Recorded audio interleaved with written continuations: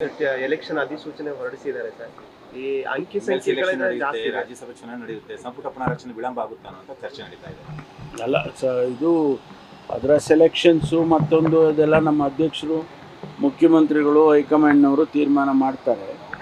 ಇದು ರೊಟೀನ್ ಅಲ್ವಾ, ಇದ್ರ ಪಾಡಿಗೆ ಇದು ನಡೀತಾ ಇರುತ್ತೆ. ಸಚಿವರು ಶಾಸಕರು ಡೆಲ್ಲಿಗೆ ಹೋಗಿದ್ದಾರೆ, ಇನ್ನೊಂದಷ್ಟು ಜನ 28-29 ಹೋಗ್ತಾರೆ. ಬೇಳೂರು ತೀವ್ರವಾದಂಥ ಒಂದು ಒತ್ತಡ ಆಗುತ್ತೆ. ಅಲ್ಲ, ಅವ್ರು ಮಾಡೋದ್ರಲ್ಲಿ ತಪ್ಪಿದೆ ಅಂತ ನನಗೇನು ಅನಿಸಲ್ಲ. ಅವರು ಕೇಳೋದ್ರಲ್ಲಿ ನಮಗೆ ಮಂತ್ರಿಗಳು ಮಾಡಿ ನಾವು 3 ಸಾರಿ ಗೆದ್ದಿದ್ದೀವಿ, 2 ಸಾರಿ ಗೆದ್ದಿದ್ದೀವಿ, 4 ಸಾರಿ ಗೆದ್ದಿದ್ದೀವಿ ಅಂತ ಹೇಳೋದ್ರಲ್ಲಿ ತಪ್ಪೇನಿದೆ. ದೇರ್ ಆಲ್ಸೋ ಅವ್ರಿಗೂ ಸಾಮರ್ಥ್ಯ ಇದೆ. ಆದರೆ 15% ಅಷ್ಟೇ ನಾವು ಮಿನಿಸ್ಟ್ರಿಗಳನ್ನ ಮಾಡಬೇಕು ಅಂತ ಇರುವಾಗ ಸಂಖ್ಯೆಗಳು ಕಡಿಮೆ ಇರುತ್ತೆ.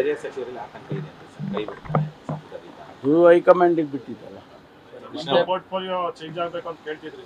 ಯಾರು ಎಲ್ಲಿ ಕೇಳಿದ್ದೆ? ಜನರಿಗೆ ಹತ್ತಿರವಾಗಿ ನಿಮ್ಮ ಹತ್ರ ಹೇಳಿದ್ನ? ಈ ವಿಚಾರದಲ್ಲಿ ಹಂಗಲ್ಲ ರೀ, ನೋಡಿ ನಾನಿಲ್ಲಪ್ಪ, ಆ ಥರ ಅಸಮಾಧಾನ ಏನಿಲ್ಲ. ನಾನು ಸಮರ್ಥವಾಗಿ ಗೃಹ ಇಲಾಖೆಯನ್ನು ನಡೆಸಿದ್ದೇನೆ.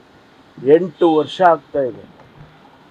ಅಂದರೆ 3 ವರ್ಷ 2 ವರ್ಷ ಎಲ್ಲ ಒಟ್ಟಿಗೆ ಸೇರಿದರೆ 8 ವರ್ಷ ಆಗ್ತಾ ಇದೆ ಗೃಹ ಇಲಾಖೆಯಲ್ಲಿ. ನನಗೆ ಬೇಸರ ಏನಿಲ್ವಲ್ಲ, ಬೇಸರ ಏನಿಲ್ಲ. ಇದ್ರ ಜೊತೆ ಹೆಚ್ಚುವರಿ ಖಾತೆ ಕೊಟ್ಟರು ನಿಭಾಯಿಸ್ತೀನಿ.